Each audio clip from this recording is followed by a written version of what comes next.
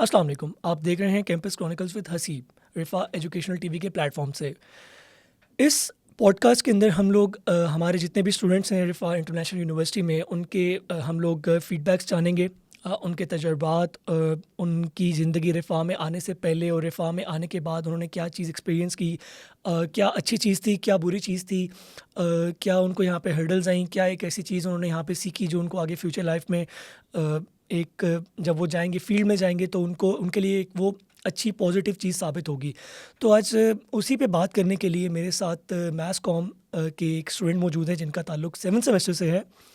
आइए उनसे उनके एक्सपीरियंस जानते हैं कि उनका यहाँ पे अभी तक का जितना भी सफ़र रहा और उनका यूनिवर्सिटी में आने से पहले जब वो इंटरमीडिएट में थे तो तब वो एक कैसे इंसान थे और रिफ़ा में आने के बाद। और हाँ, एक चीज़ मैं और ऐड करना चाहूँ, जो मेरे साथ आज मेरे गेस्ट हैं, जो स्टूडेंट मौजूद हैं, ये पहले मैथ्स में आने से पहले भी एक बैचलर्स प्रोग्राम का हिस्सा थे, लेकिन इन्होंने वहाँ से अपना उस प्रोग्राम को डिसकंटिन्यू किया और ये रिफ़ा इंटरनेशनल यूनिवर्सिटी में मैथ्स कॉम करने के लिए आए। तो आइए चलते हैं अपने गेस्ट की तरफ जिनका नाम है ख्वाजा मोतीउर रहमान। अस्सलाम वालेकुम। वालेकुम सलाम।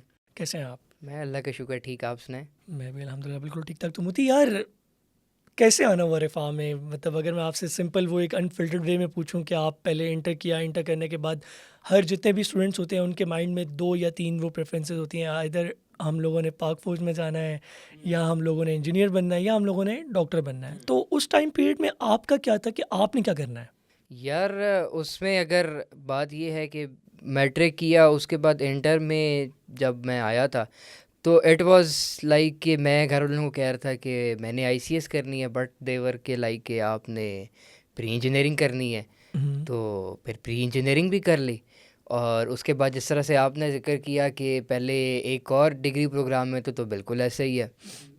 और लेकिन चूँकि वहाँ पे जाके भी आई वाज लाइक डूइंग जितना भी मीडिया का काम है या फोटोग्राफी में घुसे हुए थे।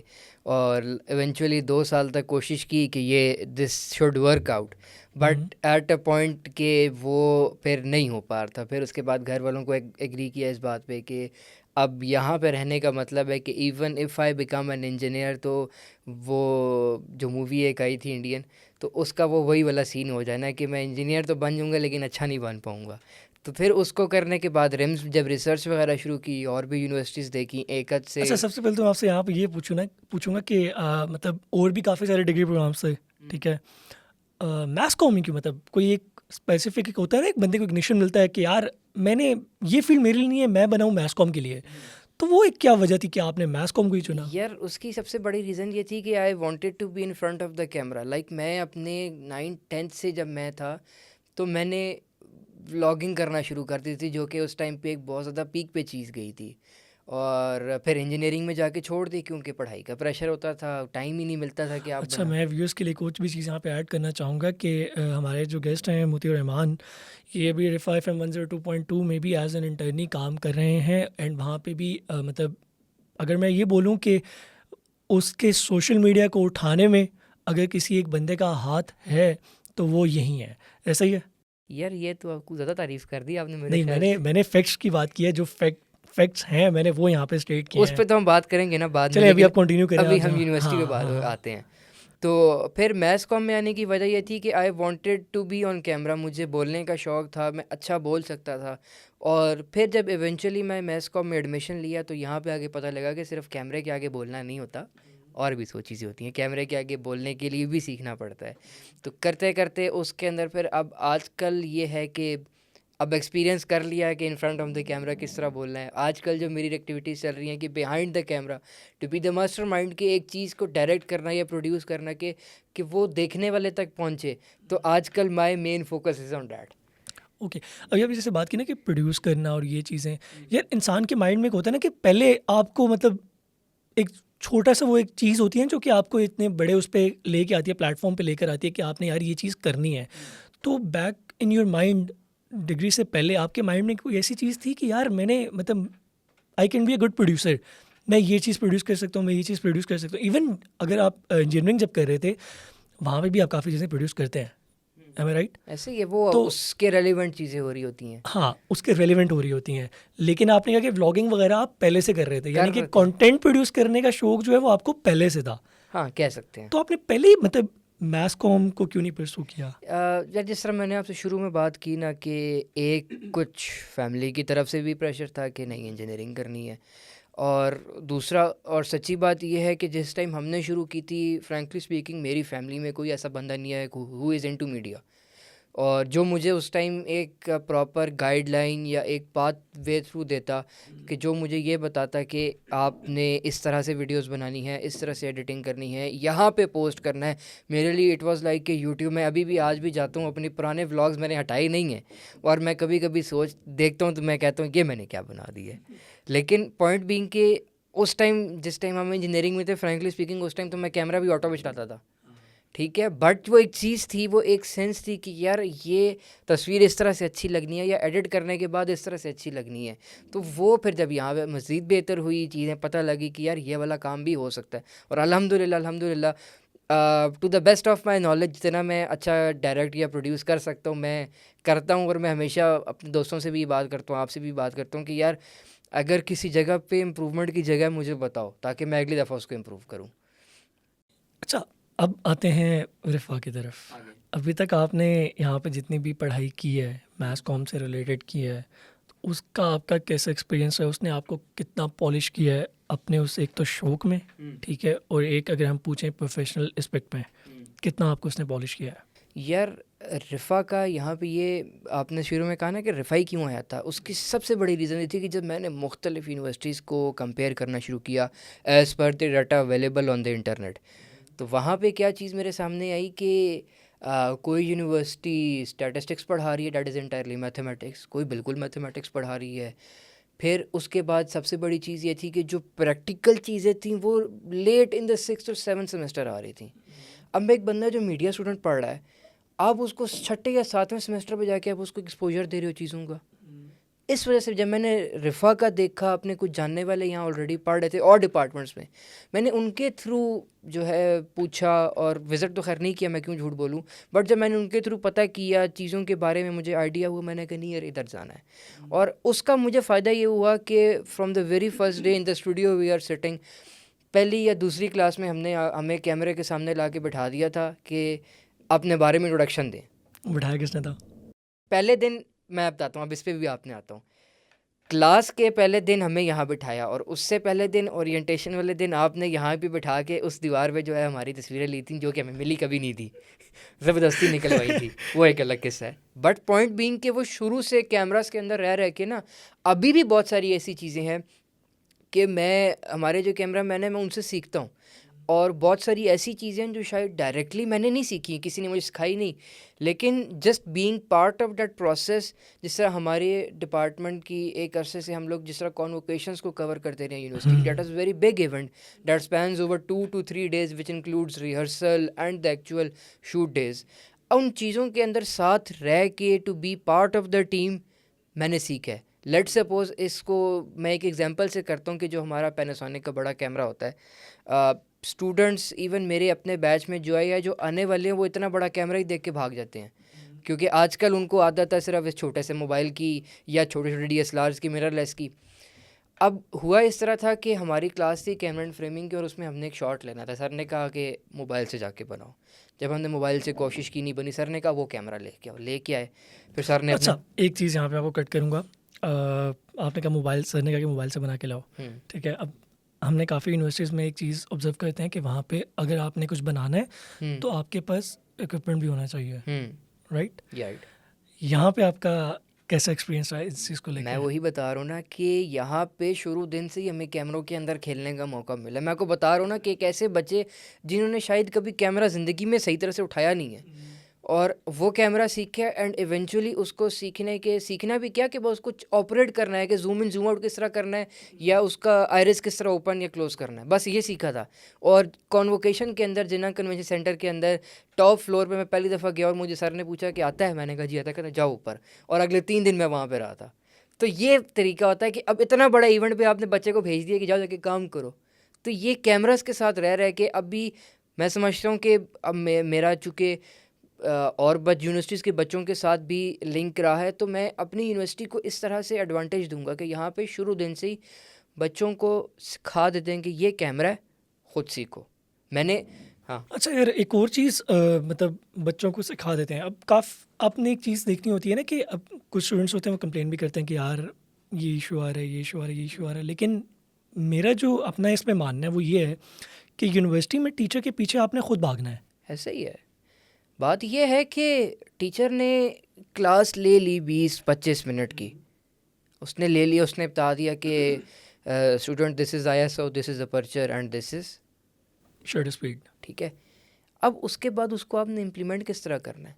मुझे खुद याद है कि मैं एक टाइम तक मैं तस्वीरें खींच के टीचर्स को दिखाता था कि सर ये तस्वीर कैसी है, ठीक है। अब ऑल्दो अगर वो जिसे आप कह लो कि किसी बात पे पॉइंट भी कर रहे हैं, डांट भी रहे हैं, तो it was eventually for learning. जिस तरह मैं और आप अक्सर शूट्स पे जाते हैं, तो अब शायद एक चीज़ जो आपको आपको बीइंग द मॉडल आपको अजीब लग रही है, लेकिन मैं चूँकि कैमरे के पीछे मैं कहता हूँ नहीं, हंसी भी अच्छी आ रही है। तो ये वो चीज़ है कि एक क्रिएटिव माइंडसेट बन जाता है कि आपकी जो एक विज़न है वो आपने किस तरह से लेके चलना है, किस तरह से चीज़ बनानी है।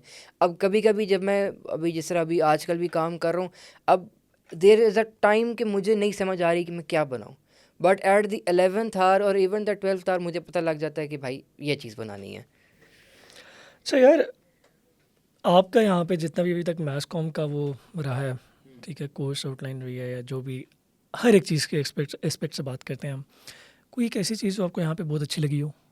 यार अच्छी सबसे चीज़ ये थी कि teachers are very much understanding है, और वो चीज़ों को अंडरस्टैंड करते हैं। वो कोशिश करते हैं कि बीइंग मीडिया स्टूडेंट्स, अगर जिस तरह लेट सपोज हम कोई और कोर्स पढ़ें, जैसे जनरल नॉलेज का आ गया, इस्लामियात का आ गया, तो they try to integrate it with media, यानी कि we are producing some sort of documentary, giving a presentation, कि वो मीडिया वाली चीज़ सामने आए, सोशल साइंसेज की चीज़ सामने आए।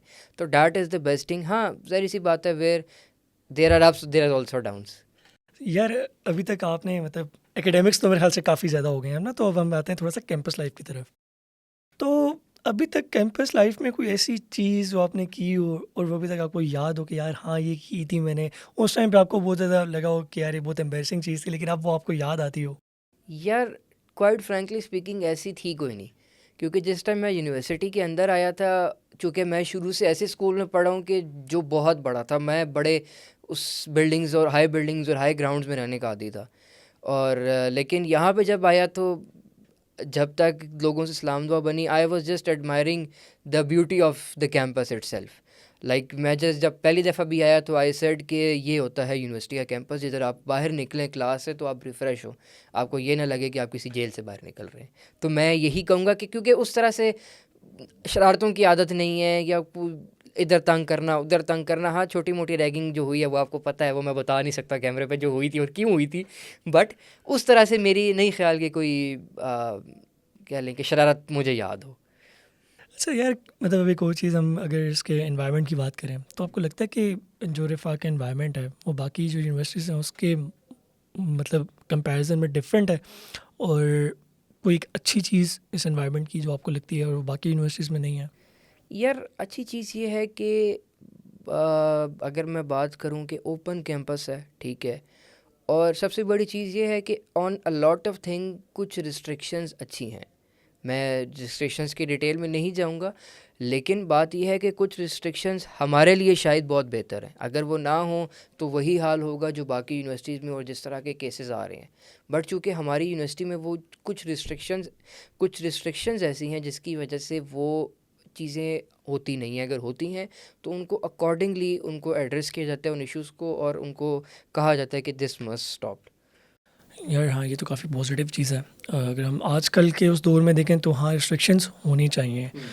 यार अब अगर मैं आपके लर्निंग के हवाले से आपसे थोड़ा सा पूछूं कि अभी तक 7 सेमेस्टर तक आपने जितने भी यहाँ पे कोर्सेज पढ़े हैं, आपने जो भी यहाँ पे सीखा है, उसने आपकी लर्निंग में आपको कितना हेल्प आउट किया है? यार लर्निंग में इस तरह हेल्प आउट किया ना कि जब एक बच्चे को आपने पहले दिन ही मैनुअल पे कैमरा इस्तेमाल करना सिखा दिया, और जिस तरह वही हिसाब है कि आपने एक 9वीं 10वीं के बच्चे को मैनुअल पे गाड़ी चलाना सिखाई, और until the time he is 18 तो वो he is a perfect driver. तो मैं अपनी लर्निंग को इस तरह सम अप हाँ, करूँगा। लेकिन 9वीं 10वीं के बच्चे को आप गाड़ी नहीं सिखाएंगे क्योंकि पॉइंट बीइंग कि आजकल लोग सीखते हैं, और जो सेंसिबल लोग हैं वो उनको रोड पर लेके नहीं निकलते ना, गलियों में आते हैं, दे उनको इसलिए सिखाते हैं कि इन केस ऑफ इमरजेंसी अगर कभी बहुत इमरजेंसी हो तो लेके निकले। मैं इसको एक्नॉलेज नहीं कर रहा कि 9 10 के बच्चों को आप गाड़ी सिखा रहे हैं, मैं एज एन एग्जांपल यूज़ कर रहा हूँ कि जब आपने पहले दिन से ही हमें मैनुअल पर करना सिखाया अनटिल टुडे, जब हमने मुख्तलिफ एक्सपेरिमेंट्स किए हैं, कहीं पे अगर किसी जगह पे हमने कोई प्राइवेट इवेंट भी कवर कर लिया, इवेंट ख़राब कर दिया, हमें वहाँ से सीखने को ख़राब मिलेगी। तो किए हैं वैसे, बहुत ज़्यादा ख़राब किए हैं, बहुत ज़्यादा ख़राब किए यूनिवर्सिटी हैं। का इवेंट किया, ख़राब हो गई, तस्वीरें ठीक नहीं आई, अब रात को बैठ के वो 300 200 तस्वीरें एडिट करना कि यार अच्छी तस्वीर चली जाए। हाँ। तो ये चीज़ें इंसान को सिखाती हैं, ये कुछ सिखाता है। अब मैं और आप बैठे बात कर रहे अच्छा, हैं, उससे एक और चीज़ भी हुई कि वो जब पिक्चर्स ख़राब हो के आई वापस, ठीक है, जब उनको एडिट करने बैठे तो उससे हमारी एक और लर्निंग हुई कि हमें एडिटिंग का पता चल गया कि यार एग्जैक्टली। लेट्स से कि अगर लाइफ में ये चीज़ ऐसे नहीं होती तो इसको हम पोस्ट प्रोडक्शन में आगे कैसे सेट कर हाँ, सकते हैं।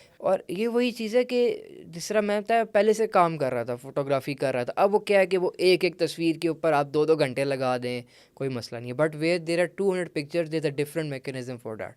तो वही आपकी वाली बात कि ये एक्सपीरियंसेस हमें सिखाते हैं कि यार अगर 200 या 500 तस्वीर भी आ जाए तो उसको इकट्ठा किस तरह करना है और किस तरह से खींचना है। तो ये बड़ा अच्छी चीज़ रही है। तो मतलब आप ये कह रहे हैं कि रिफ़ा ने आपको यहाँ पे अब तक आपने जो भी अभी 7 सेमेस्टर पढ़े हैं आपको एक अपने प्रोफेशनल उस एस्पेक्ट में बहुत अच्छे तरीके से वेल वे में तैयार किया है। यार आप बिल्कुल सही बात, इसको आप सही आपने इस बात को रीच आउट किया, और मैं इसको एक्नॉलेज करूँगा थ्रू जिधर आपने से स्टार्टिंग बताया था, मैं रिफा एफएम में काम कर रहा हूँ, और उधर से एक्सपीरियंस मेरा इस तरह शुरू हुआ था कि I still remember radio production का कोर्स था, और उन दिनों हमारे मेन स्टूडियो की वो चल रही थी, रेनोवेशन चल रही थी।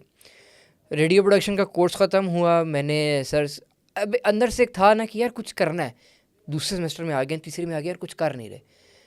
तो हमें एक डॉक्टर साहब पढ़ा रहे थे, मैंने कहा सर मैंने काम करना है। उन्होंने बात की, उन्होंने कहा ठीक है आप आ जाओ वॉलंटरली, तो आके आप अपना कुछ प्रोड्यूस करना चाहते हो। एंड आई स्टिल रिमेंबर कि जिस टाइम मैं गया था, जिस रूम में बैठा था, तो वो सिस्टम भी इवन बिल्कुल ब्रांड न्यू आया था। उसमें जो कुछ डाला था, वो जो भी कुछ इंस्टॉल किया, वो सब मैंने अपने हाथों से किया था, एंड टिल डेट वो system it runs the same way. और पॉइंट बीइंग कि ये रिफ़ा की एक चीज़ है ना, रिफ़ा का एक एसेट है, रिफ़ा का एक डिपार्टमेंट है कि जिसके थ्रू मुझे मौका मिला कि मैं अपने उन स्किल्स को जो मेरे दिमाग में शायद चल रहे थे, मैंने उनको आगे प्रोड्यूस किया। और अभी उसका फ़ायदा ये हो कि मैं नई सी नई चीज़ें, आइडियाज़ आते हैं, मैं उनको बस सर कहते हैं कि बस आया है, अच्छा है, बनाओ। आगे क्या प्लान्स हैं? अब इतना कुछ तो यहाँ पे आपने किया, अब पास आउट होंगे इंशाल्लाह एक दिन, कॉन्वोकेशन होगी, डिग्री लेंगे, उसके बाद क्या करेंगे? यार इंशाल्लाह अभी तक तो यही है कि फॉर सम टाइम पाकिस्तान में रह के कोई जॉब वगैरह देखनी है, और अच्छी job which is relevant to my field. अब मसला ये है कि जब आप बहुत कुछ सीख जाते हैं तो किसी एक चीज़ पे आपके लिए रहना मुश्किल हो जाता है। यानी कि अगर आपने ऑडियो भी सीख लिया, आपने एडिटिंग भी सीख लिया, आपने इन फ्रंट ऑफ द कैमरा आना भी सीख लिया, तो आप वो किसी एक जगह पे रहते हुए ना आपको मसला होता है। तो मैं ऐसी फील्ड ही प्रेफर करूँगा जहाँ पे where I can utilize at least all of this experiences. और उसके बाद ये है कि go for a master's abroad. और ये अभी तक 2 चीज़ें मेरे दिमाग में चल रही हैं कि एक, या तो मास्टर्स अगर करना भी है तो वो जॉब भी चले साथ, और in some later time of my life if God wills, तो जब थोड़ा सा एक्सपीरियंस आ जाए चंद सालों का, तो फिर मैं सिखाने आऊँ कि मैं जो मेरे स्टूडेंट्स अल्लाह खैर करे होंगे, उमन के उनको बता सकूँ फ्रॉम द प्रैक्टिकल एक्सपीरियंस के यहाँ पे जो आप सीख रहे हो उसको आपने प्रैक्टिकली इस तरह इम्प्लीमेंट करना है। अच्छा, ये जो अभी आपने कंप्लीट सारा बोला, अगर इसको आप वन वर्ड में सम अप करना चाहें तो वो वर्ड क्या होगा? यार ये वन वर्ड। ये बड़ा मुश्किल आपने सवाल रैपिड है। फायर है भाई, वन वर्ड। यार मुश्किल है, सोचना पड़ेगा अब इसको, सोचना, कोई भी एक वर्ड। किस चीज़ को सम अप करना है इस कि पूरी अपनी रिफा की आपकी जितनी भी अभी तक की जर्नी थी, इसको एक वर्ड में सम अप करें। यार I must say it was inspirational for me, I must say. और अभी तक आपका कौन सा यहाँ पे पसंदीदा कोर्स या सब्जेक्ट जो आपको सबसे ज़्यादा, मतलब आपने, अगर आप बोले ना कि ये आपको कोर्स वो दोबारा ऑफर हो, आप फटाफट वो पिक करेंगे यार कि मैंने ये कोर्स दोबारा पढ़ना है? यार एक उसमें होगा फोटोग्राफी का और कैमरा एंड फ्रेमिंग का, बेसिकली दोनों है ये कि, क्योंकि पॉइंट बीइंग कि इन्होंने मुझे सिखाया था कैमरा किस तरह चलाना है। मैं अभी भी कहता हूँ मुझे बहुत सारी चीज़ें सीखनी है, तो ये अगर अभी दोबारा भी ऑफ़र करने को हो तो मैं ज़रूर उसको पढ़ूंगा, जाके कहूँगा कि मुझे सिखाओगे किस तरह होता है और चीज़ें। अभी जो नए स्टूडेंट्स आएंगे या जो आना चाह रहे हैं इस फील्ड में, उनको अगर आपको एक लाइन बोलना चाहें? यार उनके लिए मैं सिर्फ यही कहूँगा कि एक आम फहम बात है कि 100 मुँह 100 बातें। आपने जब एक चीज़ करनी है आपने वो करनी है। Once you get into a system तो a lot more avenues open on you. Let's suppose एक बंदा जो स्टार्टिंग में, आपको पता हमारा एक दोस्त है, वो स्टार्टिंग में ये सोच के आया था कि उसने जी एंकर बनना है। अब एंकर को उसको कोई शो प्रोड्यूस किए हुए 2-3 साल हो गए, but he found his way in digital marketing. So point being कि आपने जब एक चीज़ का फैसला कर लिया कि आपने मीडिया के अंदर आना है तो आप आ जाएं। ठीक है, एआई आ रहा है, एआई से हम मीडिया वाले हेल्प ले रहे हैं, ठीक है, तो it won't replace us, but हमें उसको यूज़ करना आना चाहिए। तो आएँ, चीज़ों को देखें, एक्सप्लोर करें और रिसर्च करें कि आप किस तरफ, क्योंकि देखें आप एक काम से पहले ही दूर भागें कि मुझे आता ही नहीं है तो आप कुछ नहीं कर सकते। आप चीज़ों में जब तक अपने आप को इन्वॉल्व करेंगे, आप सीखेंगे, देन इवेंचुअली आपको पता लगेगा कि या this is the right place for me. यार thank you so much for your time. और ऑनेस्टली बताऊँ तो वक्त का भी पता नहीं चला और बहुत मज़ा आया मतलब बात करके। तो व्यूअर्स, ऐसे ही स्टोरीज हम आपके सामने लाते रहेंगे। एंड आज हमारे साथ मैथ्स कॉम के स्टूडेंट थे, कल हमारे साथ किसी और डिसिप्लिन के स्टूडेंट होंगे, तो उनसे फिर हम उनकी स्टोरी जानेंगे। एंड उन्होंने अब तक जितना भी रिफा में सीखा, उनका कैसा एक्सपीरियंस गुजरा। एंड व्यूअर्स, हमारे साथ मौजूद थे ख्वाजा मोती रहमान। अल्लाह हाफिज़।